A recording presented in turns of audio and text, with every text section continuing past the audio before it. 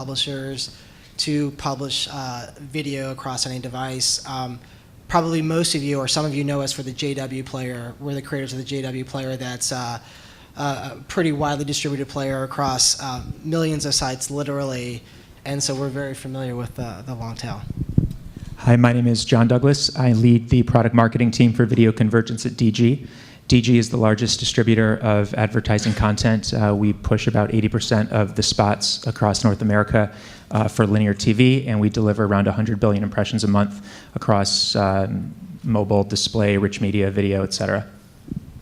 And Russ Axelrod, formerly of Microsoft, where I used to run branded entertainment for them for MSN and Xbox Live, and currently a consultant working with Interpublic and a company called Awesomeness TV, which we think we're doing a pretty good job of monetizing the Maddie B's of the world. We're a youth-focused YouTube channel that was recently acquired by DreamWorks 10 days ago, so it's all still new. Yeah, so Awesomeness TV, remember that brand. So I guess, first I'll just kind of start actually with, I did email with Shelby a little after the flight got canceled, and we had talked on our sort of prep call a lot about the issue of scale.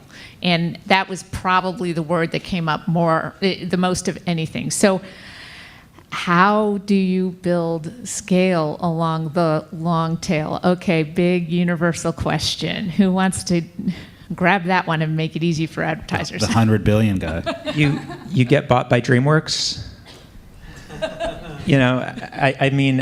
When I think of scale, typically it's about how do you make sure that your business can sustain itself at scale, not how do you grow your business to achieve scale. And when I look at what consumers are doing, I think the best way to achieve scale and what we're going to see is that it's going to be not online video, it's going to be video that might be IP delivered, and it's going to be pushed to your TV.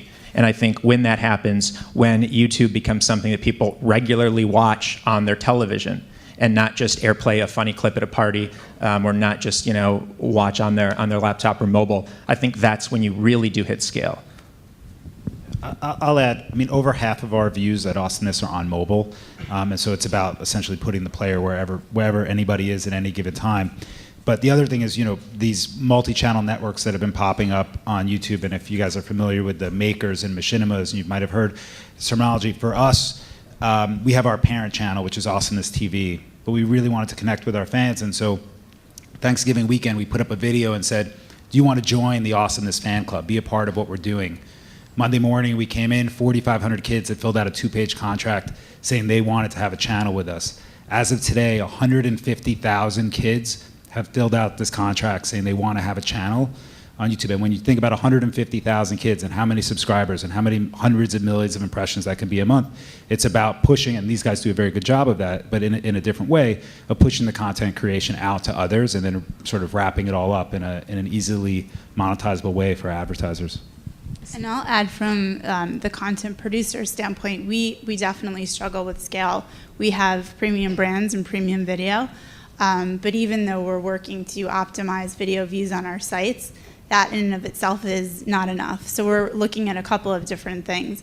One is content distribution, so making sure that we can seed our content across the ecosystem and always making sure that that content is rendered in a premium place and that our advertising clients can run their ads directly against our content. So it's almost like a TV syndication model. That's something that we're in the early stages of looking at, but think that it's going to be very powerful for our business.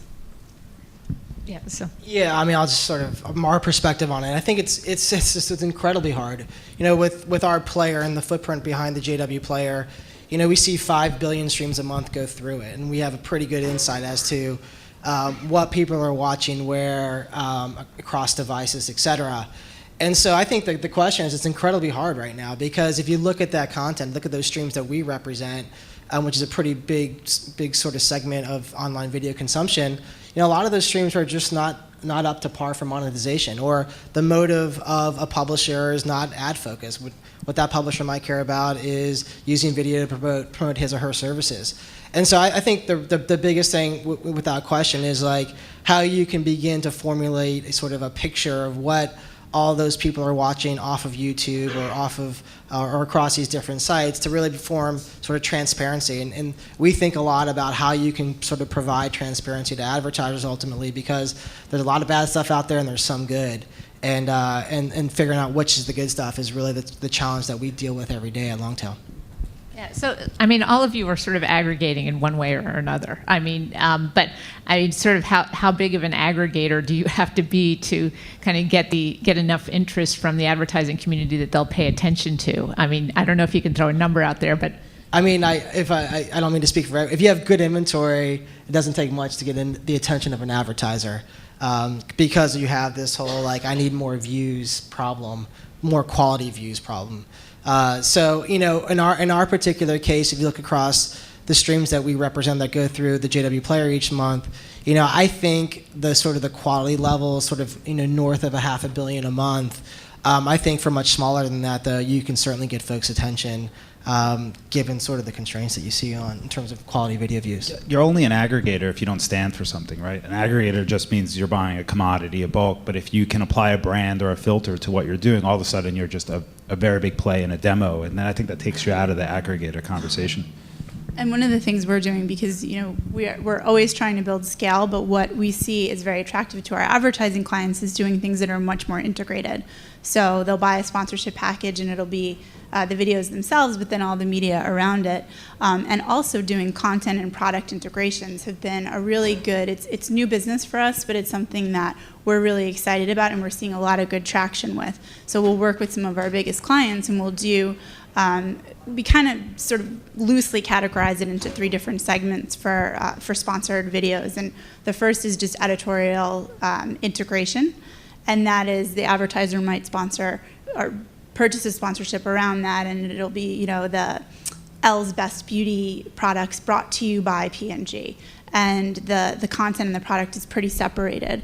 And then the middle of the road is kind of product integration that's a bit more integrated, so the L editor might be using those P&G products.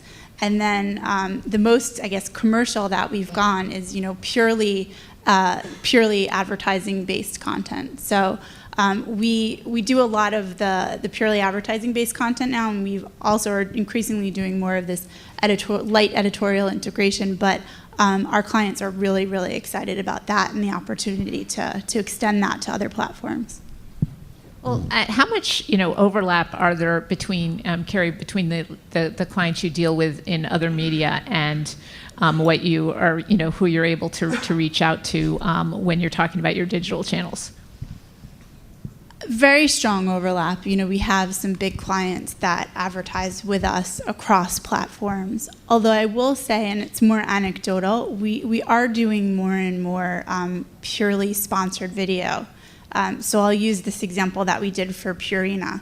Purina doesn't typically advertise across our channels, but we did a whole video series that was people and their pets. And it was really cute. You know, it's like just profiling different people with their, you know, their puppies and their cats. And that content resides on Purina's channels. So we're actually becoming more of a content production shop in that sense.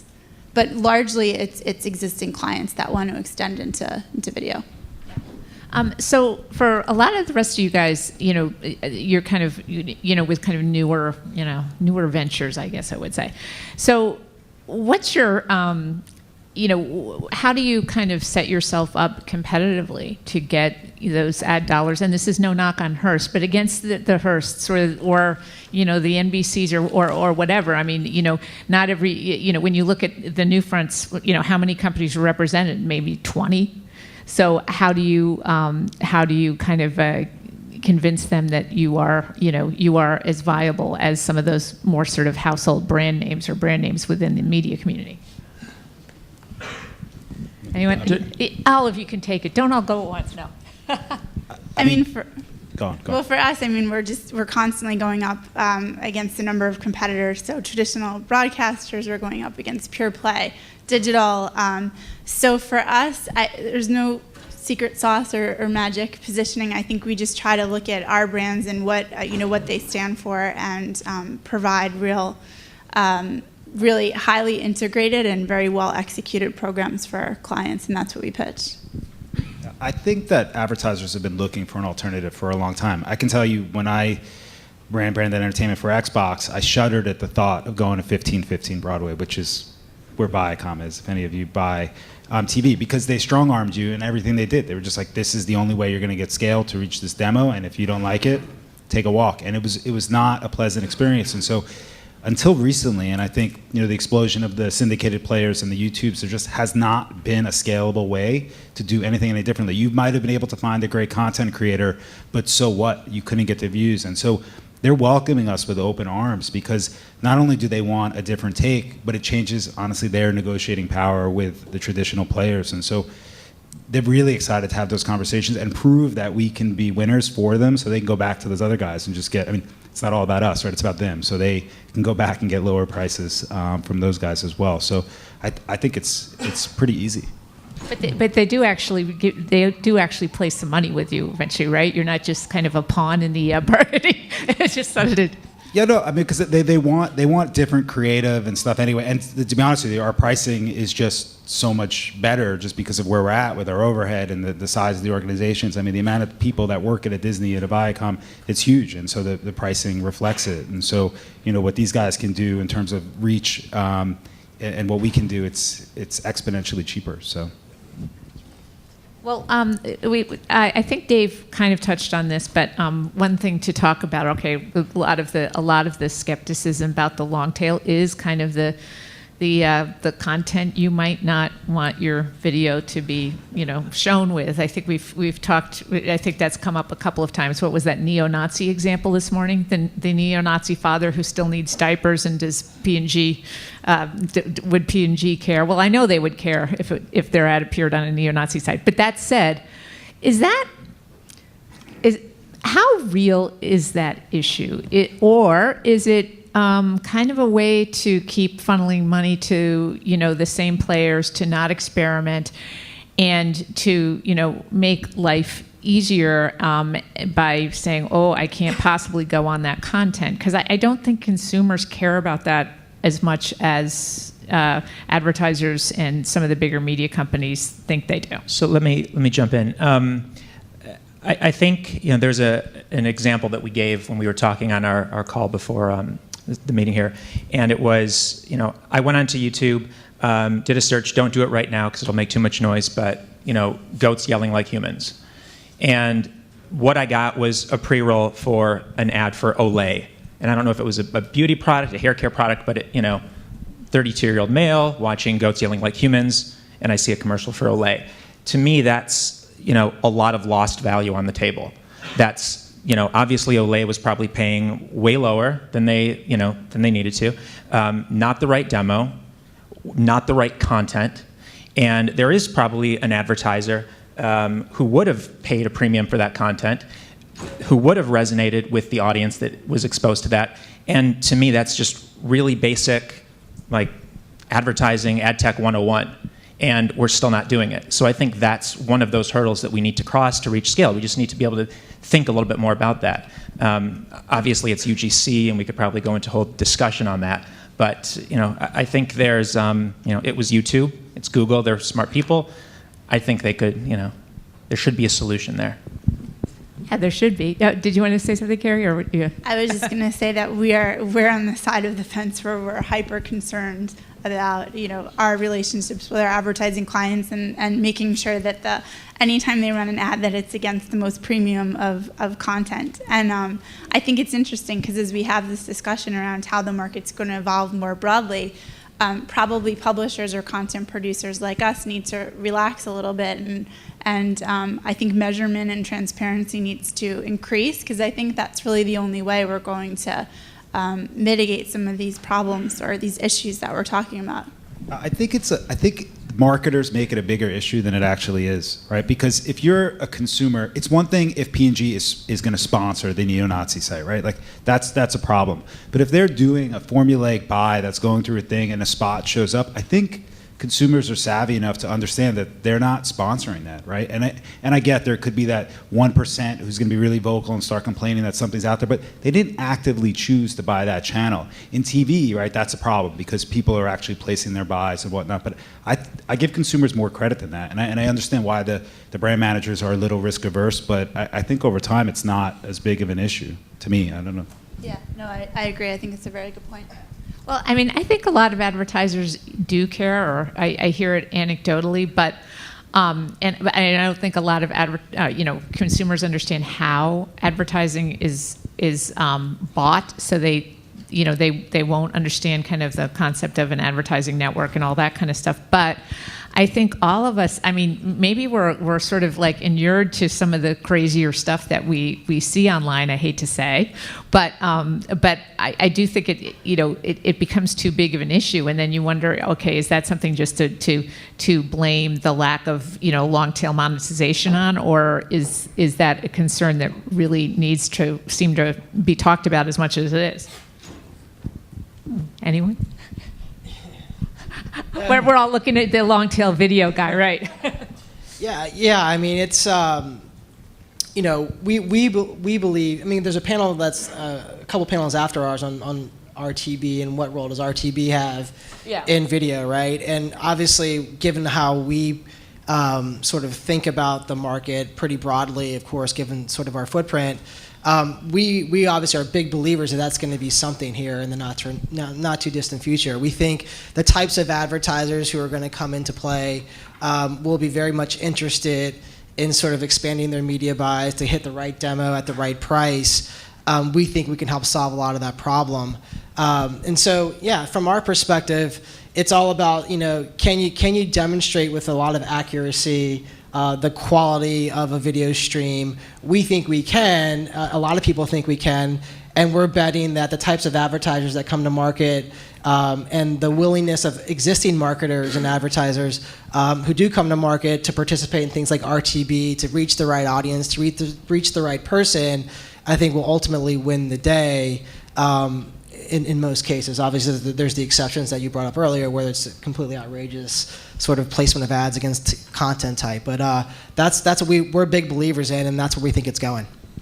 At least a part of the market's going there. Now, are you like, rating is the wrong word, but are you really aware, because you see all these streams coming through this of what the content is? Yeah, we have a pretty good. So we're increasingly getting better at that, right? And so we see a lot of stuff. I mean, we have a video player on a page, and we're in an audience here where people are very cognizant of how people use data to monetize, and JW Player has poll placement on a lot of video sites out there, and so we have very good insight into a lot of key metrics. There are some that we're trying to get better at, and so things like obviously the exact content within a video, I don't think anyone's really solved with any sort of accurate, like sort of consistent accuracy.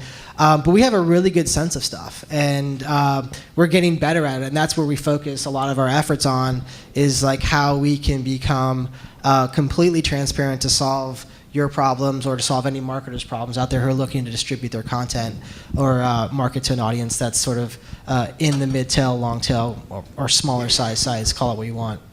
Yeah. But to play devil's advocate, to John's point, if you perfectly target the ad, right?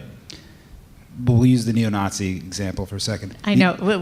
By the way, this never did actually happen. P&G did not have an ad on a neo-Nazi site, to my knowledge. It just keeps being the example we made up. Anyway, go on. And I'm Jewish, by the way. So, but my point is that the only people who, if you nail the targeting, the only people who would see that ad are people who are into that, right? And so you're not going to offend them. Right? The bottom line is, because they can't nail the targeting part, people who are seeing it who sort of maybe wouldn't be on that site, but if I showed up on that site and they were tracking me the right way with cookies and whatnot, then they wouldn't show it to me. So I think it's really the reverse, right? Like if you're on a site, it's about serving the right brand for that site, not the other way around. But again, that's devil's advocate, but I think it's to that user, right? So I mean, like across us, if you go to say Kickstarter, watch a video, that's our player. If you go to Chevrolet and watch a video on the latest Corvette, that's our player. I'm beginning to form a picture of you, and the promise of this, and this is a ways away, but the promise is that hey, listen, we're going to be able to give you, Russ, the right ad based off of sort of your behavior and some of your other stuff that you're doing online. Well, I sure hope that like video gets it right, because there's nothing more annoyed than being stalked by banner ads. I must say.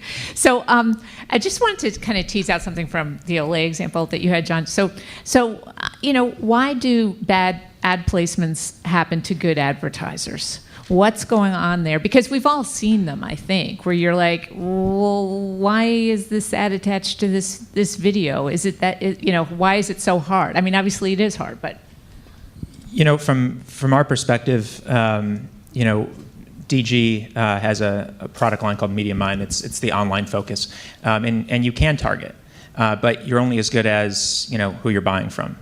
So we're not a media company. We don't actually sell media. We simply help with the campaign management and the optimization. So from that perspective, it goes back to, well, who did you buy from? Where is that impression rolling up to? And maybe you need to have a conversation with the seller, whether that's a network or exchange or whomever. I mean, that's what it comes down to. Yeah, and how good is the ability of the advertiser to kind of get the accountability that they want, to know that the ads ran where they ran and all that kind of thing, because that's something I hear a fair amount about too. Where are we on the accountability part of this? We provide a host of metrics around where your video ran, your impressions, your quartiles, viewability, things of that nature. So you are getting that, and you're getting that from a third party, and that's one of the value of third party, is that you get that transparency. But by the time you see that, you could almost say it's too late. Yeah. So I think there's more that can be done on the buying side, especially when we get to the discussion around RTB, to actually just make sure you're making the right decision at the right time, instead of waiting after the fact and realizing that you just kind of screwed up, or someone did.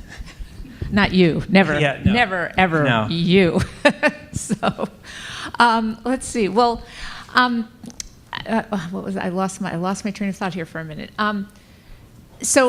I did wonder kind of who you guys think is doing a good job of kind of presenting the scale of the long tail. Yes, you are allowed to say YouTube, but I'd also like people to offer up other options that are not YouTube.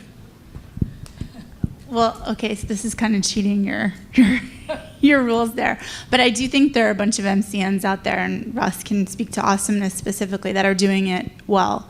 And some of them are vertical, so we keep a close watch on Style Hall, which is in the fashion and beauty segment. There's guys like Fullscreen and Maker that are kind of cross-vertical. But I think they do a really good job at aggregating content producers and being able to present a scaled solution to advertisers. And it's certainly something that, as we look at how we can grow our video audience and how we can really grow our video business, we think they're doing a great job. But outside of YouTube and Hulu, it's tough to really name someone, I think, who's doing it really, really well, and it goes back to the scale point. To jump on something I said earlier, you might not consider it long tail, but I kind of still say Netflix is the only one that's really doing it right. And it's because they've been able to eat into that 20-some hours of a week that people are consuming on television. And I think But that doesn't help advertisers very much. No, but it's the point that they've crossed that bridge. They've gotten to the point where their number one consumption channel is on a PS3, and YouTube is available. There's a lot of different applications that are available on a PS3. A lot of different applications that are available on a Roku. You can push anything to an Apple TV. Smart TVs are here. I think it's going to come down to, there's going to be an organization that comes out that actually gets behind their brand and pushes it into the living room. And I think that's going to be when there's a shift, because that's going to then be when you're going to see it, not this conversation about TV dollars and digital dollars. It's just going to be video dollars, and it's going to be, who are you buying it from? And you're going to end up buying it from the brands that are supporting their properties the best. We talked about Hearst. They have their own digital properties. ABC just made a deal with Hearst for, Watch ABC. All the affiliate programming will be available online. What does it take to now start doing some of that cross-promotional activities within that TV-like, those TV-like avails to promote digital and vice versa. I think once you start to see a stronger brand emerge in the living room, that's going to be when it's not about long tail, mid tail, short tail. It's just about video. I mean, because I've worked a long time at Microsoft, Xbox, right, which with Xbox Live has got 40-something million homes or whatever the right number is. I don't work there anymore, so I can be misquoted. They've got TV ads and they struggle. Like they actually can't get the TV buyers to move the money over, and it was always mind-boggling. It's like, hey, not only is this TV buying, it's happening on the best screen in the house, normally the HD TV in the living room, and you've got an audience that's engaged, leaning forward, pushing buttons, and even they could not get real money to move over. So I don't know. It's a bit of a struggle, and that's scale, right? 40 million homes is a lot, and they had a hard time with it. Well, yeah, I mean, that's why, I wonder again why, whether there's just a lot of, in a sense, protection going on of kind of the old, marketplace, because, I mean, I've gone on and on about my family's viewing habits today, but it's really been a very mind-blowing shift in the last 2 or 3 years. I mean, I think my son watches, his favorite thing to watch is MLB.TV, not even the MLB cable network, through the Xbox, and yet they certainly are very far from putting advertising into the pod when the Red Sox local advertisers are on. They just kind of the screen goes dark and you just sit there and you're like, well, yeah, that's a missed opportunity, but on the other hand, when the hell are we going to get to that? So. One of the things that we're in the early stages of looking at is we don't traditionally program like a broadcaster would, but as we do more and more video, if you go to 17, which is our teen-focused site, we have started to enact a programming strategy where on Mondays at 3 p.m. we post about beauty. On Tuesdays at 3 p.m. we post about celebrity. On Friday it's about it's either like boys or prom or something like that. But we're trying to educate our audience to sort of tune in at certain times. And what's really interesting about the YouTube platform is that it's inherently a really social platform. So our audience tells us immediately what they like and don't like, which is great because it actually is this immediate feedback loop for programming. But that audience is consuming only online video, and we're not even sure if those time slots and if we should be trying to sort of make an analogy to traditional broadcasting is what works or doesn't work. But for us, it's a lot of experimentation and just to see what sticks. It works for us for a different point, not because of the appointment viewing, but we have a show called IMO, which is a teenage version of The View. And we started in the summer. We launched in June, and we were putting them up, I think at like 11 o'clock or something like that. And we noticed when September started, we started getting all these comments. Can you please put them up earlier? Because girls wanted to watch them on the way to school on their bus. And so it's not that they're tuning in for the time we dictate, but we need to find out the time that they want to watch it. And then now it's an appointment viewing. They know we put it up at 3 a.m. Pacific every day, so that it's there for 6 a.m. for the kids going to school early. But we never thought it would be like that. It's just the users dictated it. Yeah, I think you bring up kind of an interesting point, which is you can also program not just a time of day, but to type of content.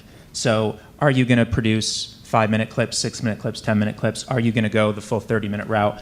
Or do you need to do both?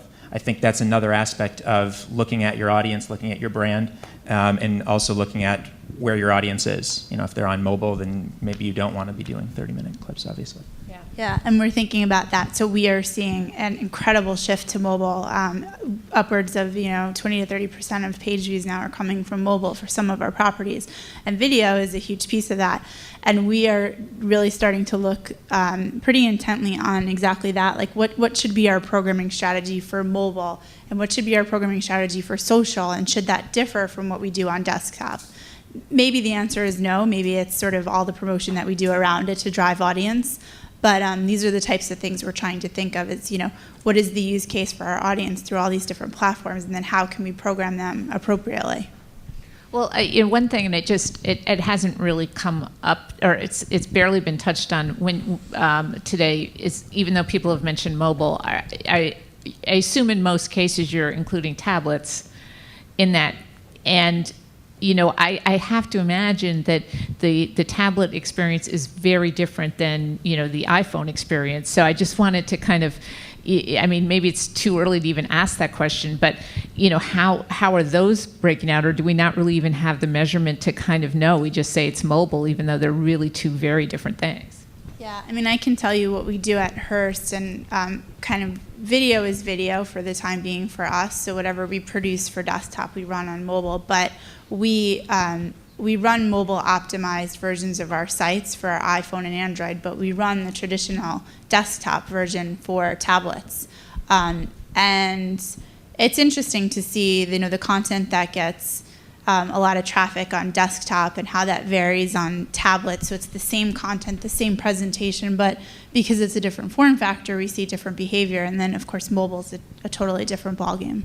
Yeah, we see it's all about tablet for us. No surprise in this room.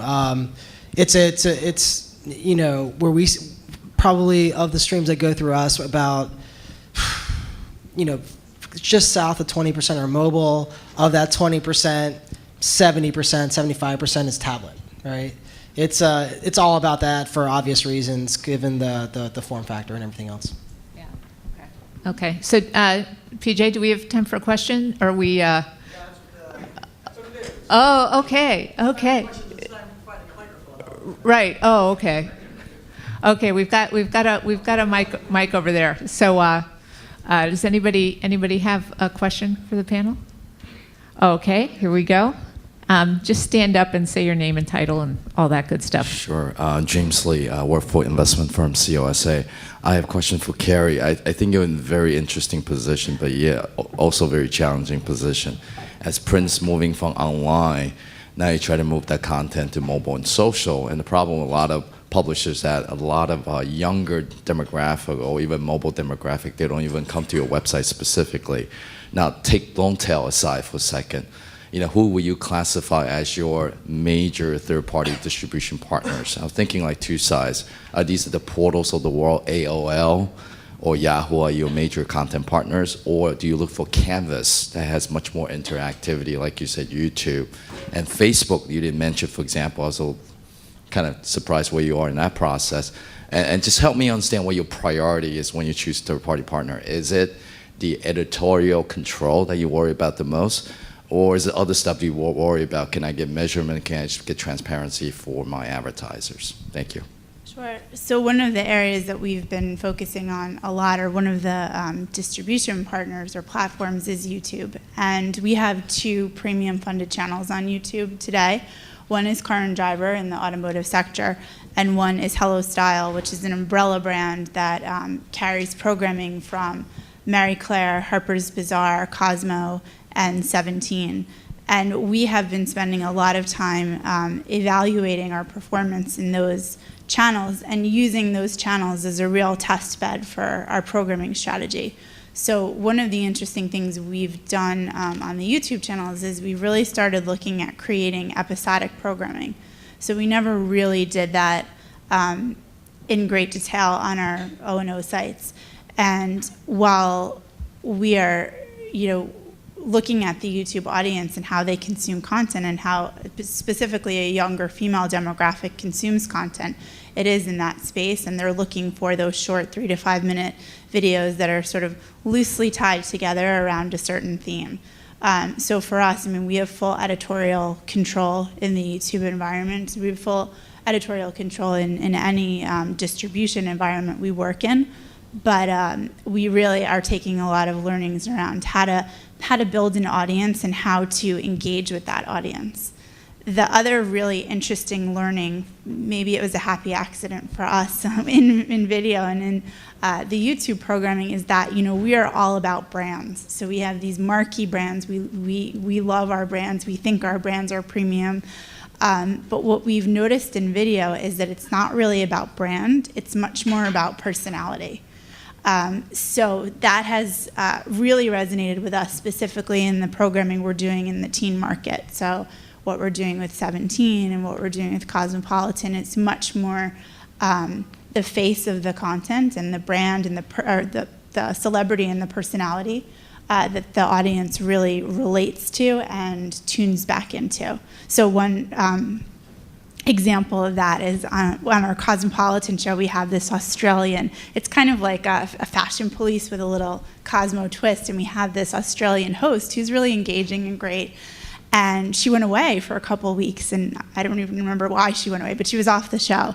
And our audience was up in arms, and we were just getting comment after comment about bring back the Aussie, bring her back. So we listened to those comments, we brought her back, and we saw our views spike. And so it's just really interesting for us as a content production house to get that immediate feedback and be able to react to it for our audience. But yeah, I think mostly we're spending a lot of time in the YouTube medium, but we're certainly looking at, how do we take the power of our audiences socially and distribute our video content. So Facebook, Pinterest are probably the two biggest that we focus on. Okay, so I think at this point we should probably wrap up. And as I said earlier, we switched around things a little bit.